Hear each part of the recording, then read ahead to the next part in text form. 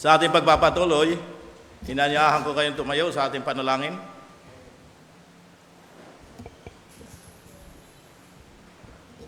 Tayo manalangin.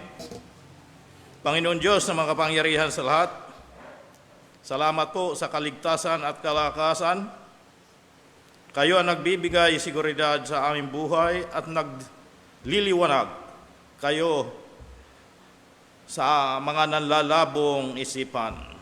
Pinalalakas ang mga nanlulupaypay at itinuturo ninyo ang mga daan tungo sa buhay. Salamat po, Panginoon, sa dakilang pag-ibig. Kami muling sama-samang dudulog sa inyong trono, nawa pangunahan ang banal na Espiritu, ang aming pagsamba, pag-aawitan, pananalanginan, upang maging kapurihan kami sa inyong puso. Patawarin po ninyo kami sa aming mga kasalanan at linisin ang aming puso. Bigyan ninyo ng husay at talino ang mga gaganap sa gawain. Ang mga patungo pa rito mga kapatiran, inyo pong ingatan. Ito pong aming dalangin sa pangalan ng Panginoon Hesus. Amen. Manatiling nakatayo sa pag-awit. Magandang gabi po sa ating lahat. Tayo umawit at purihin natin ang ating Panginoon. Ating awitin, kailan pa.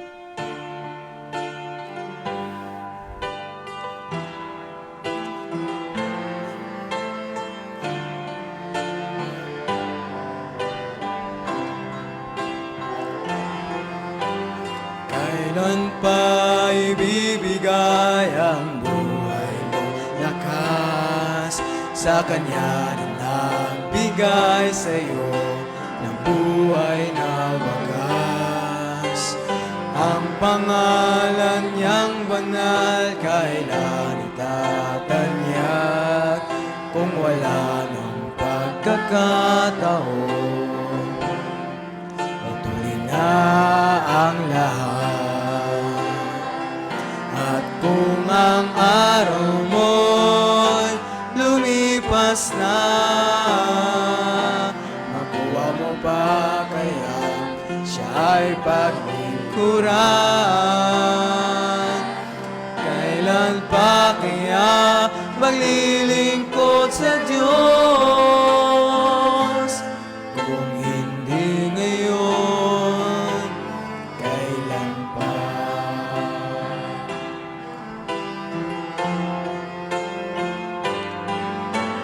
Kailan pa ibibigay ang buhay mo't lakas sa Kanya na nagbigay sa iyo ng buhay na wagas?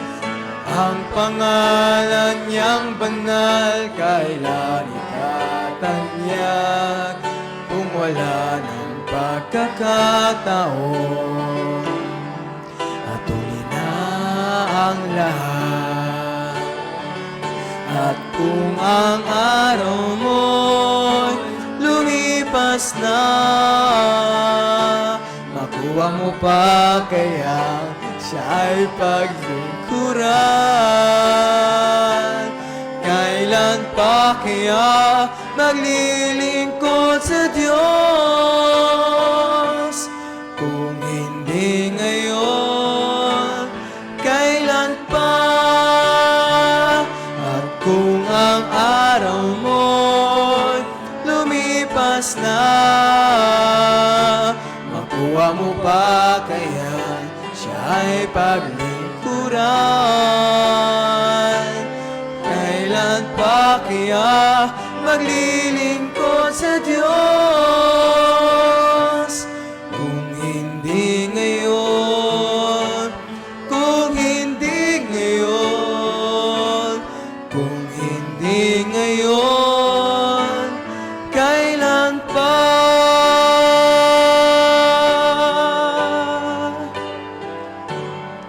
At ating susunod na awitin, Blessed Assurance.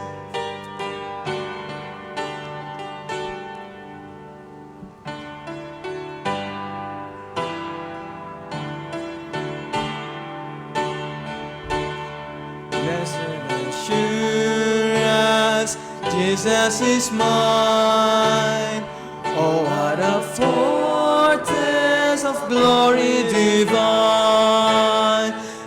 of salvation, purchase of God, born of His Spirit, washed in His blood. My story, this is my song, praising my Savior all the day long. This is my story, this is my song, praising my Savior all the day long. Perfect submission, perfect delight, vision of rapture, no burst on my side. Angels descending, bring from above, echoes of mercy, whispers of love. This is my story, this is my song, praising my Savior all the day long. This is my story, this is my song, praising my Savior all the day long.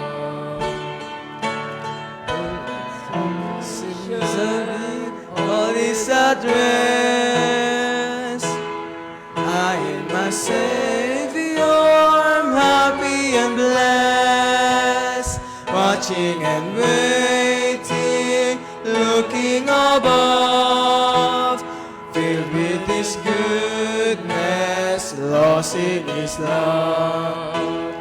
This is my story, this is my song, praising my Savior all the day long. This is my story, this is my song, praising my Savior all the day long. At habang inaawit ang ligaya ng buhay, tayo'y magkamustahan sa bawat isa. Ligaya ng buhay, kung kilala mo si Kristo. Ligaya ng buhay, kung siya'y manunubos mo. Babaguhin ang iyong buhay, kung siya ay kakamtan. Ang maging kay Kristo ay tunay na ligaya ng buhay.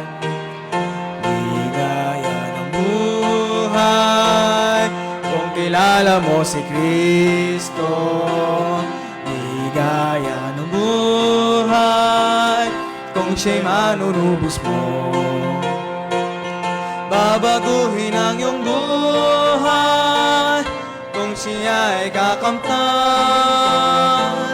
Ang maging kay Kristo ay tunay na ligaya ng buhay.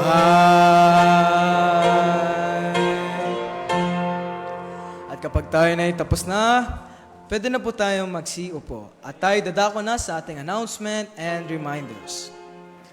And daily Bible blessings every morning from Monday to Saturday sa Baya Bethany Cubao Members Group Chat and Facebook page and YouTube channel. Midweek service and prayer meeting starts at 7 p.m. every Wednesday sa church auditorium po. And Sunday worship service starts at 9 a.m. Ganun din po sa church auditorium. And Sunday worship teams sa July 5, upcoming Sunday po. Bawal ang dagdag bawas. Makikita po natin yan sa Pahayag chapter 22, verse 18 to 19. Adult Sunday School class every Sunday, 3 p.m. Begonia Room. At sa Lord's Supper every last Sunday of the month. And each one bring one every Sunday at every Wednesday din po. And weekly worship service, Cameron, Caloocan City every Friday. And home Bible studies, San Mateo, Rizal every Saturday. And worship service, Taytay, Rizal every Saturday din po. At Taytay Ministry, house-to-house Bible studies, and dinner fellowship every Tuesday. And Go Cubao weekly activities, Bible study every Wednesday and Saturday, BKBC and track distribution every Saturday. And first-time visitor Sunday sa July 26 po, 2026, every last Sunday of the month. Yan, sa giving commitment po natin, 37 Missions Conference and 61st Church Anniversary. At tayo pinagpala sa araw na ito dahil tayo makakarinig ng special number na pagmumula ni Sister Rose at ni Pastor Evies.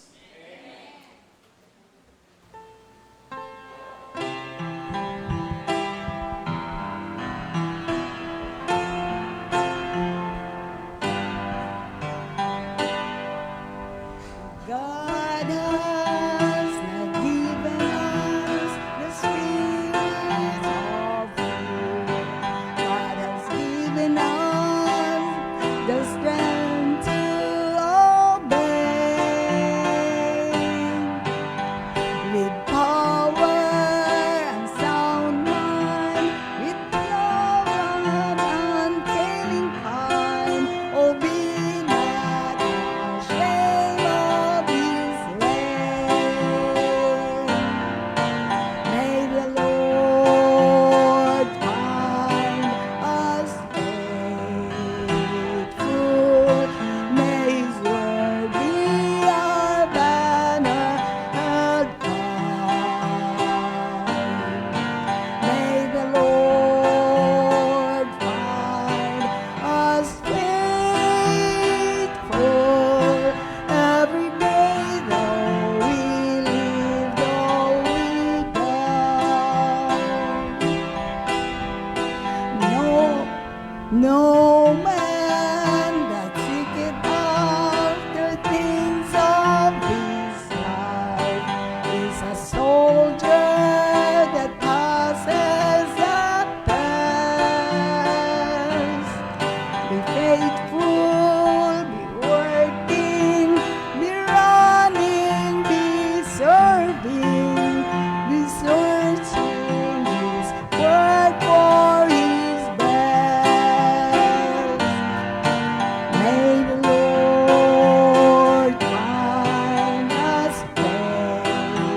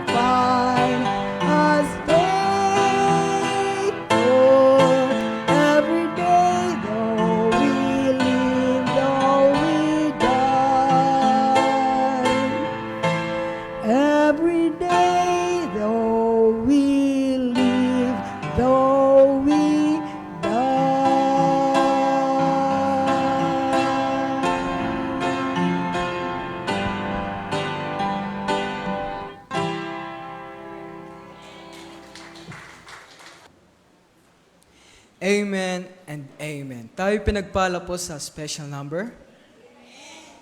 Sabi ng kanta, May the Lord find us faithful. Muli po ay tayo magsitayo at tayo muling umawit sa Panginoon. Seek ye first.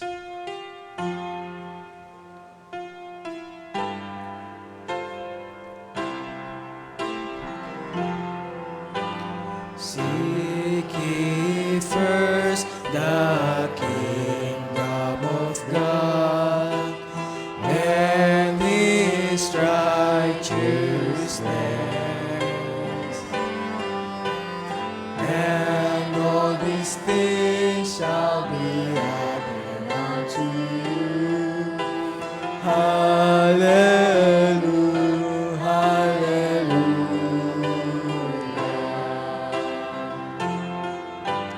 Man shall not live by bread alone, but by every word that proceeds from the mouth of God. Hallelujah, hallelujah.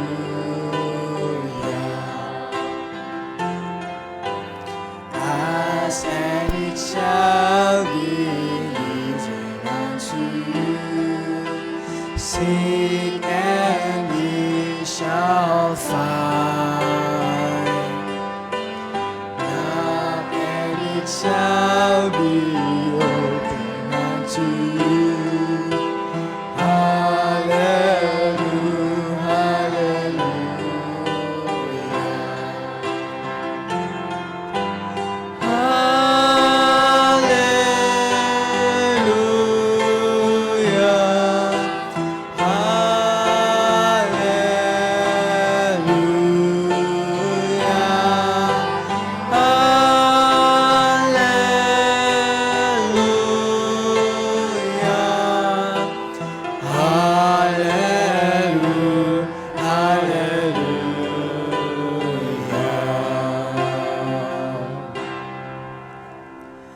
At maaari na po tayong magsiupo at ating ihanda ang ating puso't isipan at atin ang tawagin para sa ating preaching, Brother Renato Alegre.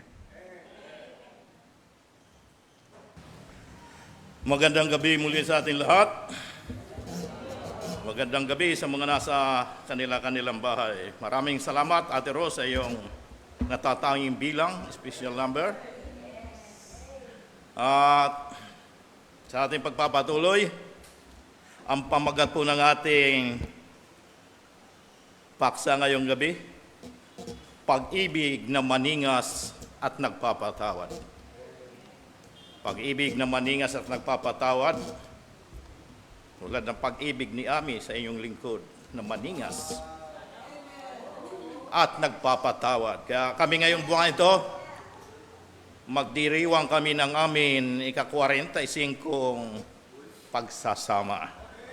Malakas pumutok yan, 45. Ano po? Oo, putok. Ang ating teksto makikita sa aklat ng 1 Pedro Kapitulo 4, versikulo 8. Basahin natin ang sabay-sabay ang ating teksto sa 1 Pedro Kapitulo 4, versikulo 8. Inanyahan ko kayo unang tumayo. Basahin natin ang ating teksto.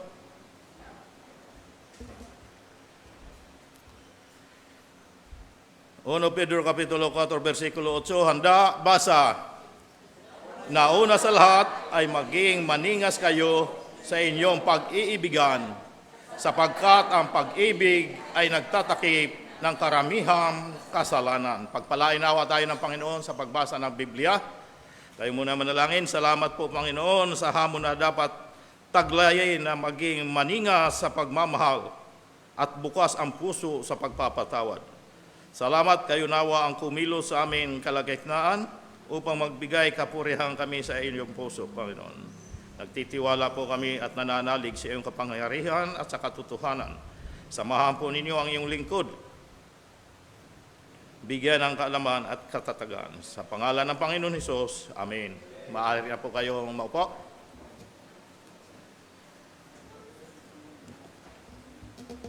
Pag-ibig na maningas at nagpapatawad, ano po? Maring ang maraming relasyon, ano po, ay hindi nasisira sa isang malaking kasalanan, kundi sa unti-unting paglamig ng pag-ibig at pagkaipon, ano po, pagkaipon ng hindi napapatawad o nalulunasan na sugat sa puso. Hindi agad naghihiwalay ang mga tao, unti-unti.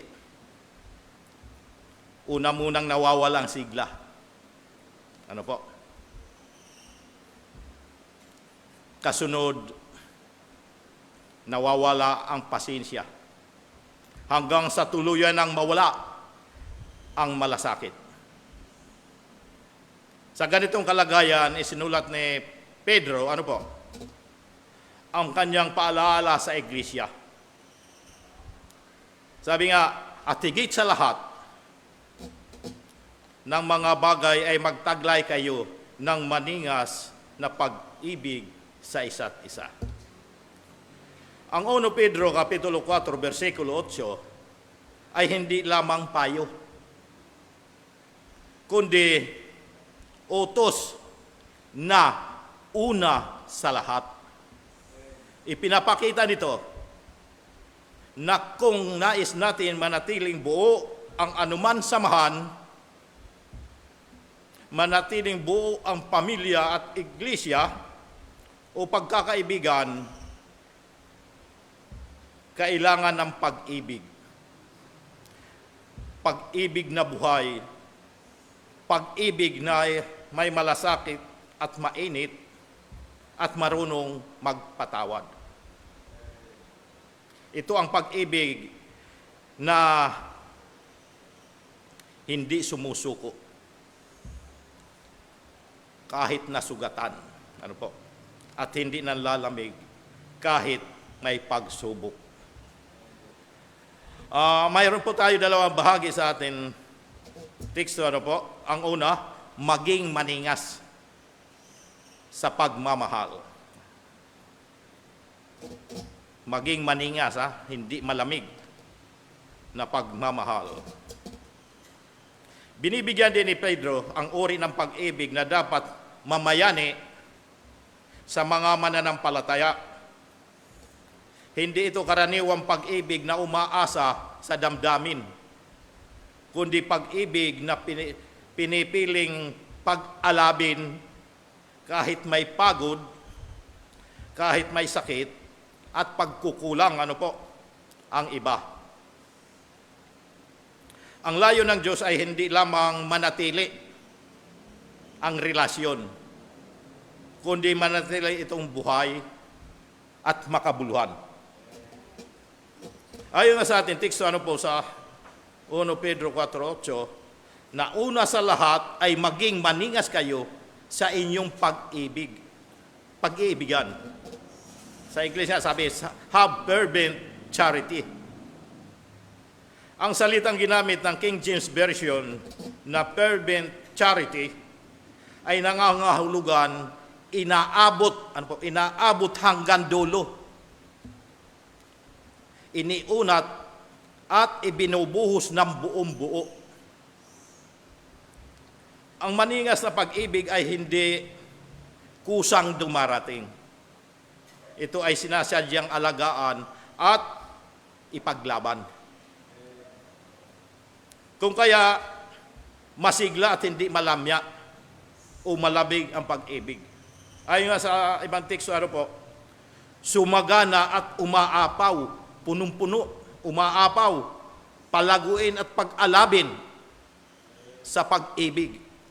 Unang Tesalonica Kapitulo 3, versikulo 12, sabi nga, at kayo'y palaguin at pasaganain ng Panginoon sa pag-ibig sa isa't isa. At sa lahat ng mga tao na gaya naman ng amin sa inyo. Ang panalangin ni Pablo ay hindi sapat na may pag-ibig lamang, kundi sumagana at umaapaw ito. Ipinapakita nito na ang pag-ibig ay maaaring palaguin at painitin kung ito ay patuloy na inaalagaan. Kapag pabayaan, ito'y unti-unti manlalamig at mawawala, malulusaw. Ang maninga sa pag-ibig ay bunga ng pusong bukas sa Diyos. Kaya dapat maalab at taos sa pusong pagmamahal. Taos sa puso, hindi napipilitan. Ayon nga sa 1 Pedro Kapitulo 1, versikulo 22, sabi dito, yaman nilinis ninyo ang mga kaluluwa sa inyong pagtalima sa katotohanan, sa pag-ibig na hindi pakunwari. Sa mga kapatid, ay mga ibigan kayo ng buong ningas ng inyong puso sa isa't isa. Ayun, buong ningas, nag-aalab na pag-ibig. Ano po? Ang maalab at tao sa pusong pagmamahal ay nagmula sa pusong nalinis, nalinis ng katotohanan. Ibig sabihin, ang tunay na init ng pag-ibig ay hindi emosyonal. Hindi emosyonal lamang, kundi espiritual na pag-ibig. Kapag ang puso ay tama sa Diyos, ang pag-ibig sa kapwa ay nagiging totoo at malalim. Dahil hindi lamang sinasabi, kundi ipinapakita sa gawa. Tulad ng sinabi ni J.R. Lowell, sa Tagalog, mas mabigat ang isang konkretong gawa kaysa libong magagandang salita. Isang gawa lang katumbas ng libu-libong gawa. Ang maninga sa pag-ibig ay may kilos aim. May oras na inilalaan sa pag-ibig. May sakripisyo at may pagpapakita ng malasakit. Ang pag-ibig na hindi kumikilos ay madaling lumamig, tumatamlay.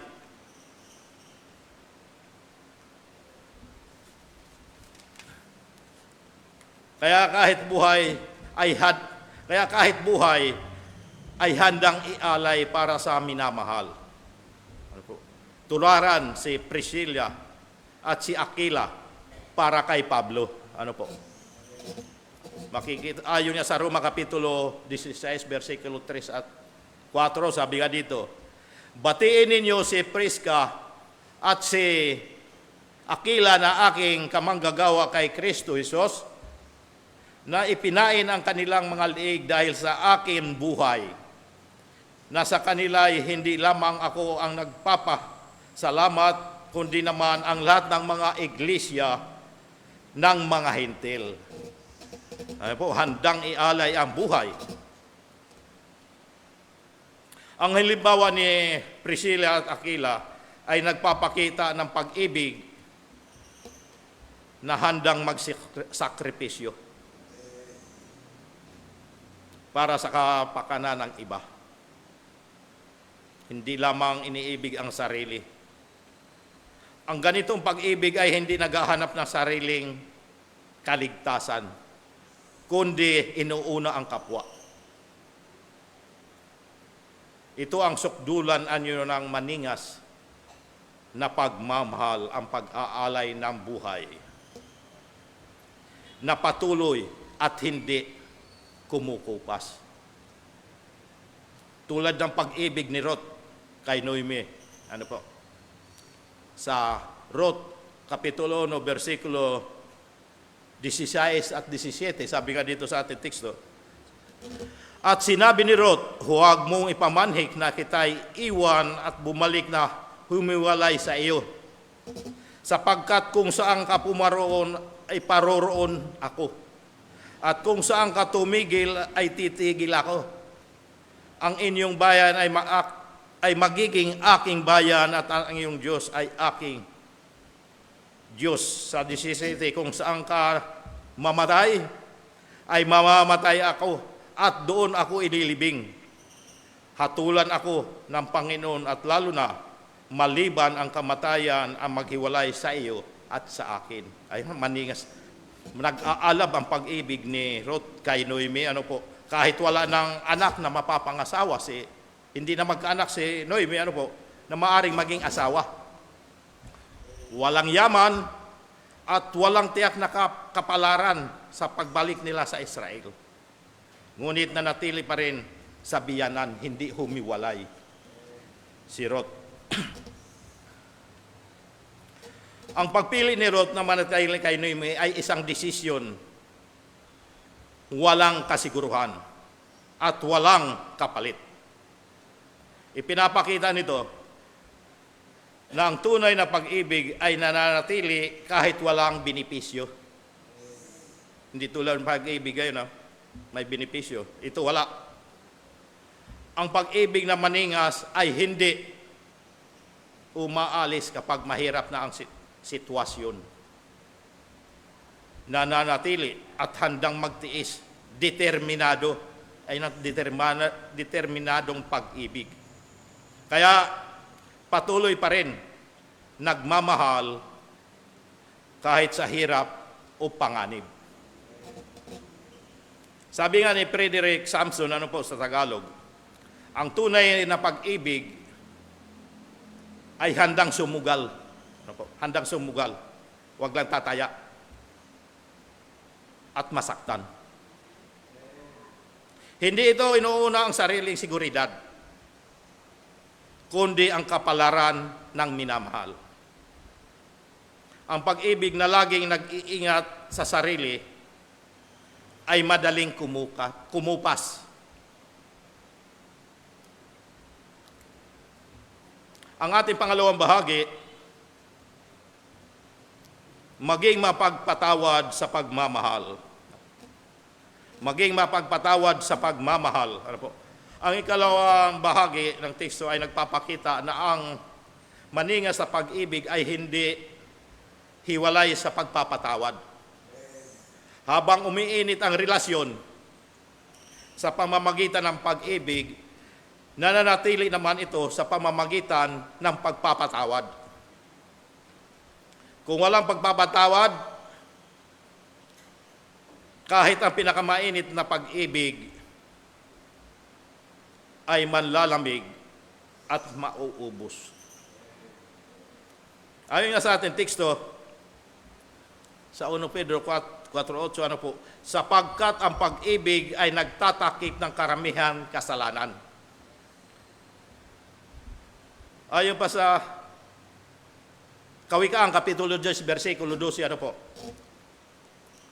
ang pagtatanim ay humihila ng mga kaalitan, ngunit tinatakpan ng pag-ibig ang lahat ng pagsalangsang. Ang pahayag na love cover the multitude of sins ay hango sa Kawikaan, Kapitulo 10, versikulo 12. Ang pagtatakip ay hindi pagtatago ng kasalanan, kundi pagpiling huwag itong palakihin o ipangwasak ng relasyon. Ang pag-ibig ay mas pinipiling mapagaling kaysa magparusa. Kaya ang pag-ibig ay hindi naggagatong. Subukan nyo ang gatungan ang nag-aaway na mag-asawa, na patuloy lalala ang hidwaan ng magkabila. O nagpapalala o nagkakalat ng kasalanan. Kundi handang maghirap sa katahimikan. Sabi nga sa English, suffer in silence. at nagtiis at nagtitiis ng lahat ng mga bagay. Sabi nga ng unang Korinto, Kapitulo 13, versikulo 4 hanggang 7, sabi dito, basahin ko na lang, sabi nga, ang pag-ibig ay mapagpahinuhod at magandang loob. Ang pag-ibig ay hindi nananaghili. Ang pag-ibig ay hindi nagmamapuri, hindi mapagpalalo. Hindi nag-uugaling mahalay. Hindi hinahanap ang kanyang sarili, hindi nayayamot, hindi inaalumana ang mga masama, hindi nagagalak sa kalikuan, kundi nakikigalak sa katotohanan. Lahat ay binabata, lahat ay niniwalaan, lahat ay inaasahan, lahat ay tinitiis. Yan ang mainit sa pag-ibig. Nagpapatawad, napagpatawad na pag-ibig.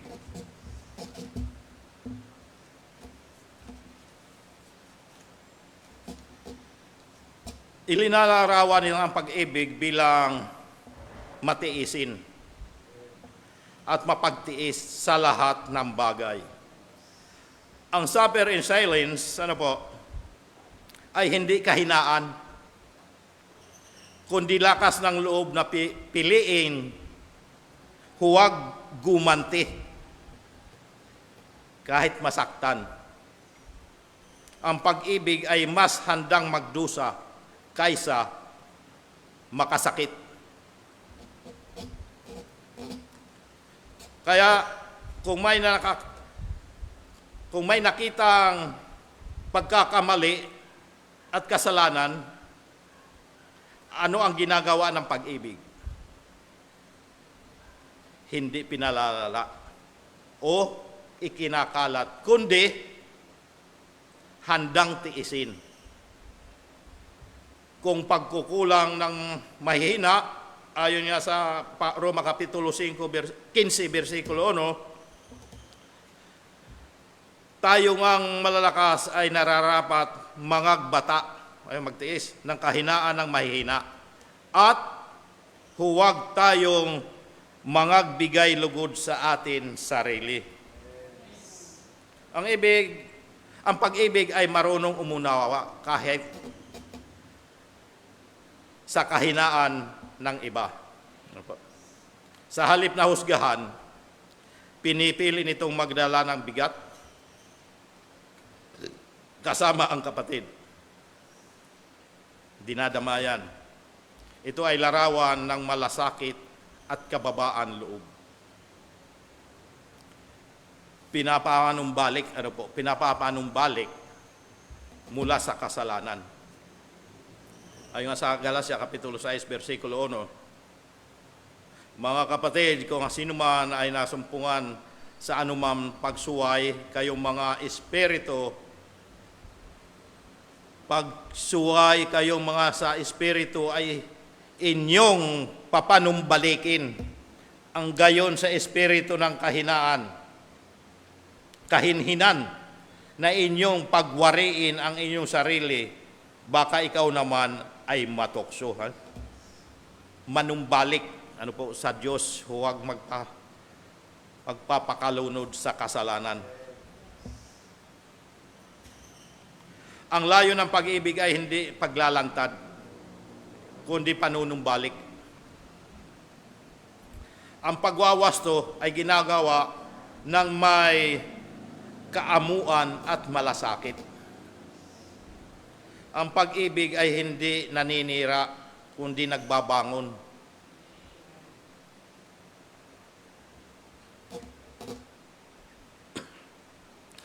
Kung tunay na nagmamahal, Kung tunay na nagmamahal, dapat handang magpatawad. Tulad ng ang sabi ni John Boyce sa Tagalog, ang pag-ibig ay may dalawang gawain. Dalawa lang.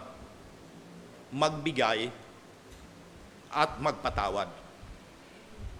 Hindi sapat ang pagiging mapagbigay kung hindi marunong magpatawad. ang pagpapatawad, ang tunay na pag-ibig ay totoo. Ang tunay na pag-ibig ay totoo. Ano po? At hindi makasarili. Bilang panghuli, ang hamon ng teksto ay malinaw. Magmahal ng mainit at magpatawad ng malalim. Ang pag-ibig na maningas ang nagbubuhay ng relasyon. At ang pagpapatawad ang nagliligtas dito. Kapag ito'y nasugatan, hindi madali ang magmahal ng ganito. Lalo na ang pagpapatawad. Ngunit ito ang landas na itinuro ng Diyos. Totoo ang sabi, ang patunay ng pag-ibig ay ang kakayahan magdusa para sa minamahal. Ang pagpapatawad ay masakit. Ngunit ito rin ang nagpapalaya. Naway piliin natin magmahal hindi lamang kapag madaling mahalin, kundi lalo na kapag ito ay mahirap mahalin. Sapagkat dito nasusukat ang tunay na pag-ibig na maningas at nagpapatawad. Tayo manalangin. Salamat po, Panginoon, sa hamon ng pag-ibig na maningas at nagpapatawad. Hubugin po nawa ang aming matigas na puso na maging mapagbigay at mapagpatawad at manatiling nagmamahal. Salamat po. Nawa puno at umaapaw ng pag-ibig ang gawain namin. Nananalig po kami, Panginoon, sa inyong kadakilaan at kapangyarihan na aming sandigan. Ito po ang aming dalangin sa pangalan ng Panginoon Hesus. Amen.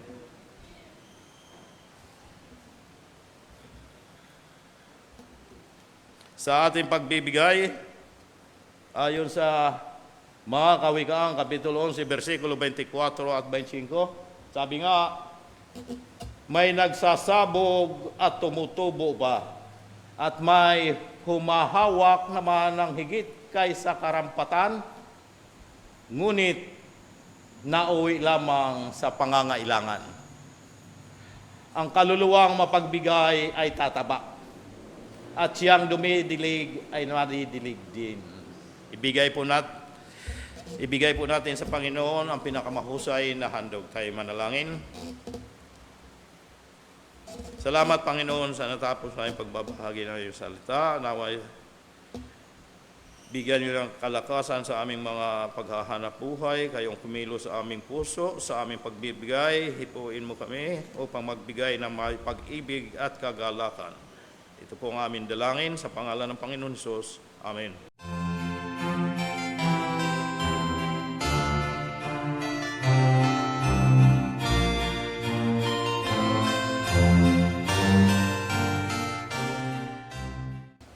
Salamat, Panginoon, sa natapos namin pagkakaloob.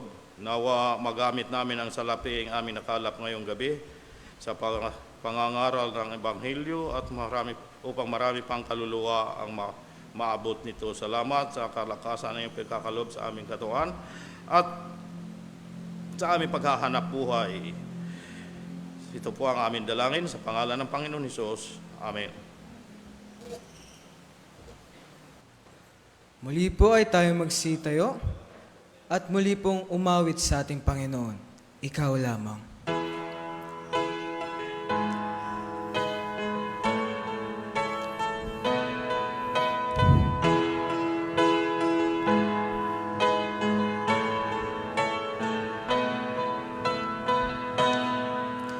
Mula sa dilim tungo sa liwanag,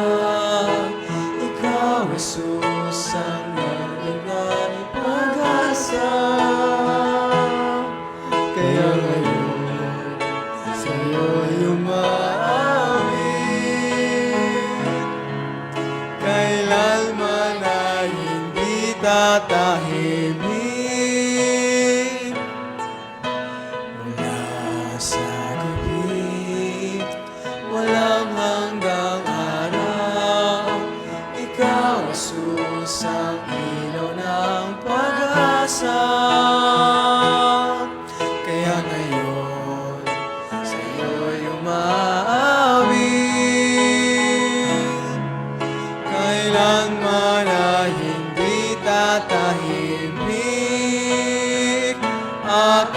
isisigaw, ngayon at kailanman ikaw lamang ang Diyos, Panginoon, ikaw lamang ang nagbigay pag-asa, kaya ngayon isisigaw, ngayon at kailanman ikaw lamang. Diwang banal, ginhawa at gabay, sa buhay ay tapat kitang patnubay, kaya ngayon sa'yo'y umaawit, kailanman na hindi tatahimik, aking isisigaw, ngayon at kailanman ikaw lamang ang Diyos, Panginoon, ikaw lamang ang nagbigay pag-asa, kaya ngayon sisigaw, ngayon at kailanman ikaw lamang, aking isisigaw, ngayon at kailanman ikaw lamang ang Diyos, Panginoon, ikaw lamang ang nagbigay pag-asa, kaya ngayon sisigaw, ngayon at kailanman ikaw lamang, ngayon at kailanman ikaw lamang.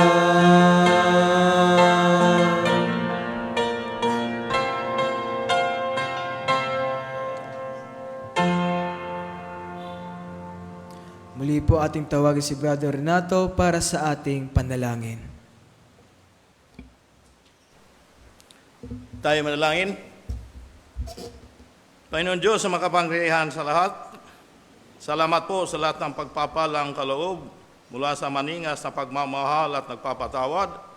Nawa patuloy sumagana at nag-aalab ang aming puso ng pag-ibig. Ipagkaloob mo po ninyo sa amin ang mapagbigay at mapagpatawad na puso.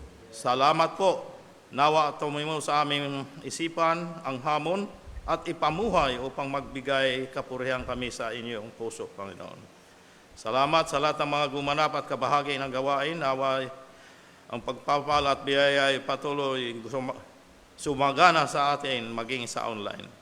Ang mga samot dalangin kung inyo pong loloobin, inyo pong tugunin. Sa aming pag-uwi, inyo po kaming ingatan makauwi ng ligtas. Ito pong aming dalangin sa pangalan ng Panginoon Hesus. Amen.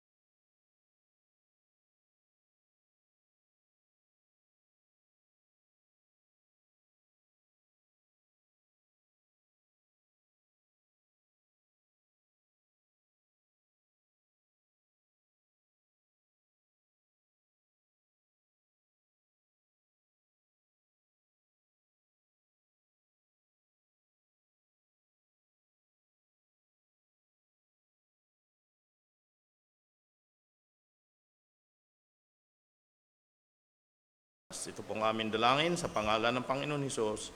Amen.